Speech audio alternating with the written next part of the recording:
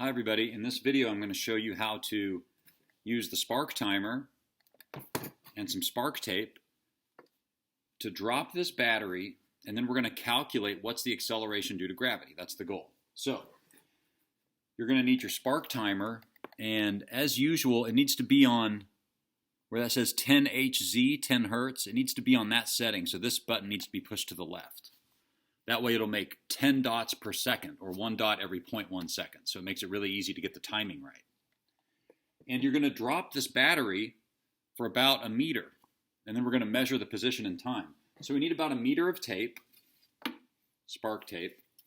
So I'm going to measure out 1 meter. This will be easier when you do this with a partner.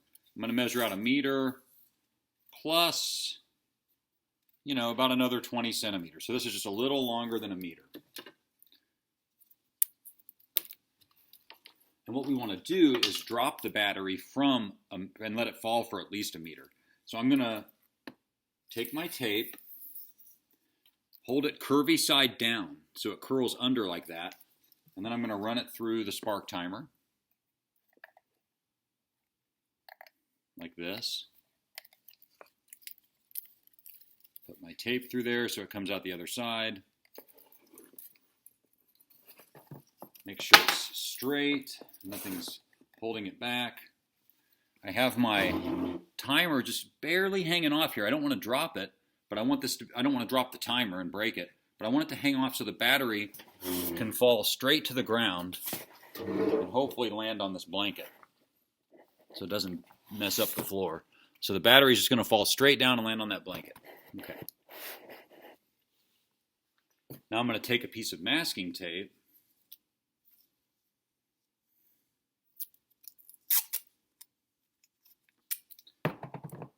tape this to the battery like that.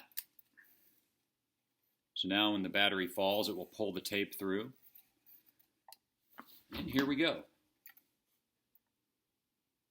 Now, here's something I noticed when we did this in another class. You don't want to, after you turn it on, you don't want to wiggle this. You want to hold it really still until you're ready to drop it, and then just let it go. So, and drop. Then I can turn it off, and I'll take a look at my data. So on my tape, there's going to be some dots. You can see that dot there. That's the first dot. There should be, if I did it right, there'll be a bunch of smudges. That's before I let it go. And then somewhere after that, there's going to be the first dot.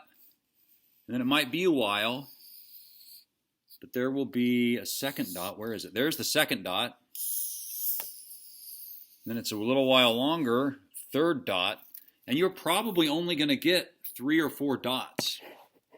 Those are your data points. And you're going to measure everything from 0. So one of the first instructions I say is mark where your 0 point is. So let me get a marker.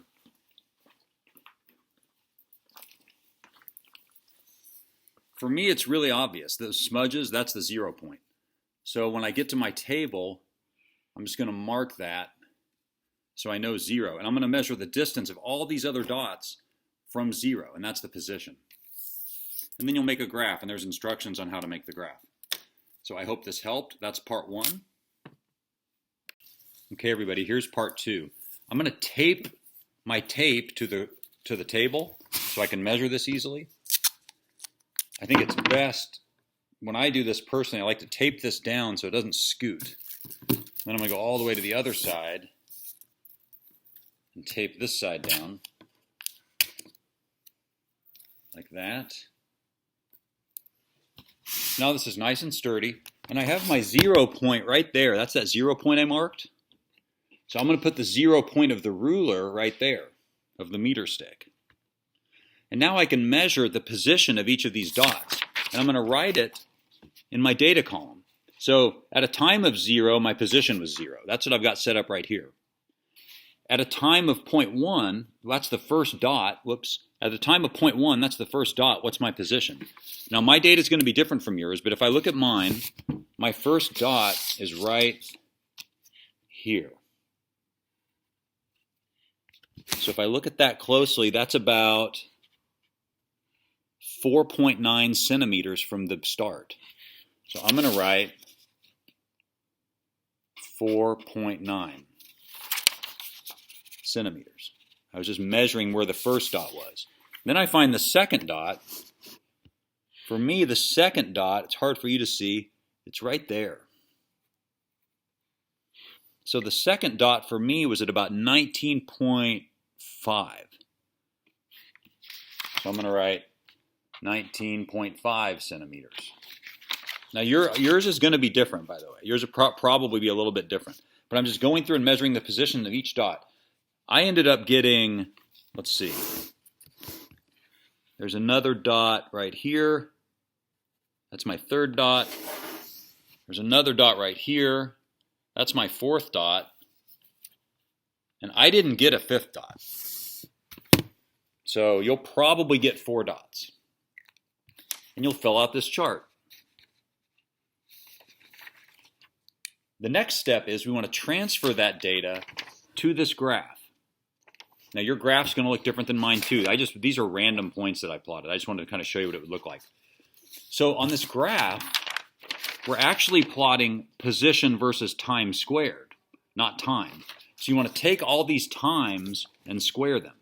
So 0 times 0 is 0. But for this column, take your time and square it. So 0.1 times 0.1 is what? 0.2 times 0.2, in other words, 0.2 squared is what? You're going to fill this entire column out by squaring this. Then, when you are ready to graph it, this will be on the x-axis and this will be on the y-axis. Those are your ordered points. You're going to plot this column versus this column. Those are your ordered points. And you'll get some data. Once you get that data, take a ruler, a small one, and draw by eye, draw the best fit line through that. So here's how I like to do it. I start at 0, 0, and I kind of adjust my ruler so it just goes through the line as best they can. I'm not connecting all the dots. I'm just drawing a best straight line through it, however it looks best. For me, it's that. There's your best fit line. And you'll find the slope of that line. And like it says on the worksheet, if you find the slope of this line and double it, that's your acceleration due to gravity. Okay, there's a little visual of how to do this. I'll be here to help if you need it.